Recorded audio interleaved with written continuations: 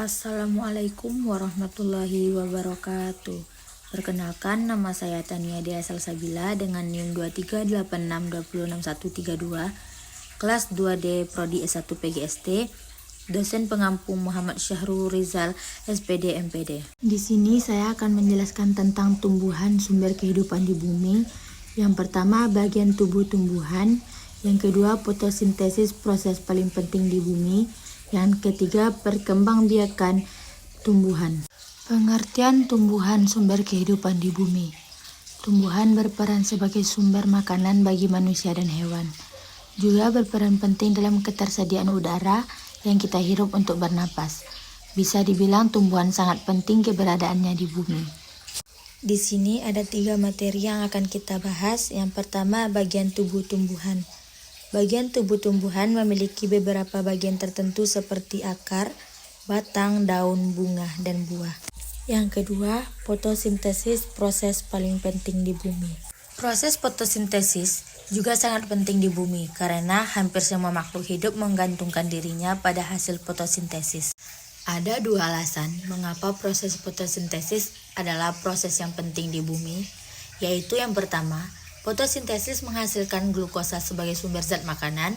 Yang kedua, proses fotosintesis menghasilkan oksigen yang dibutuhkan makhluk hidup untuk bernapas. Yang ketiga, perkembangbiakan tumbuhan. Cara berkembangbiak tumbuhan terbagi menjadi 2, yakni vegetatif dan generatif. Perkembangbiakan tumbuhan yang tidak memerlukan campuran tangan manusia adalah perkembangbiakan secara ilmiah. Sedangkan perkembangbiakan tumbuhan dengan bantuan manusia adalah perkembangbiakan buatan. Di sini ada 2 jenis-jenis tumbuhan, yaitu yang pertama vaskular.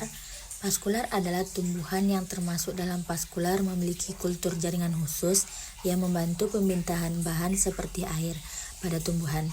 Selanjutnya, tumbuhan vaskular dikelompokkan lagi menjadi tumbuhan berbunga dan tidak berbunga pada pohon. Dan semak termasuk dalam kelompok vaskular. Yang kedua, non-vaskular.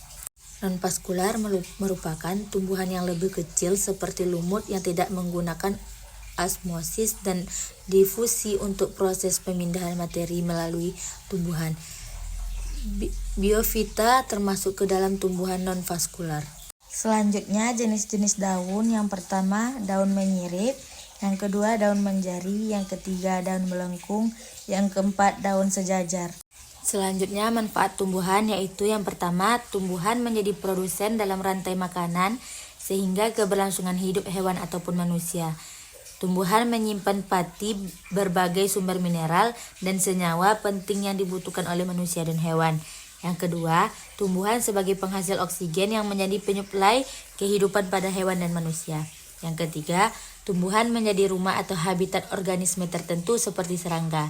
Yang keempat, tumbuhan dapat dijadikan sebagai obat pada penyakit tertentu, misalnya daun pisang raja yang dapat digunakan untuk mengurangi peradangan atau nyeri. Yang kelima, tumbuhan dapat menjaga iklim dan mencegah polusi udara dalam skala kecil. Tumbuhan menjadi tempat berlindung bagi organisme lain. Namun, dalam skala besar seperti hutan hujan tropis, tumbuhan akan mengubah pola curah hujan. Tidak hanya itu, tumbuhan dalam ruang terbuka juga berguna untuk melawan polutan. Selanjutnya, fungsi bagian tumbuhan. Yang pertama, akar. Akar berfungsi sebagai penyokong tumbuhan, penyerapan air dan garam mineral, serta penyimpanan cadangan makan pada tumbuhan tertentu.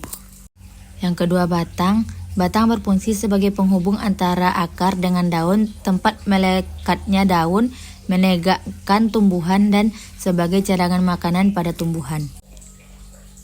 Yang ketiga, daun. Daun berfungsi sebagai tempat terjadinya fotosintesis. Di dalamnya terdapat kandungan klorofil atau zat hijau dan untuk membantu proses fotosintesis. Yang keempat, bunga.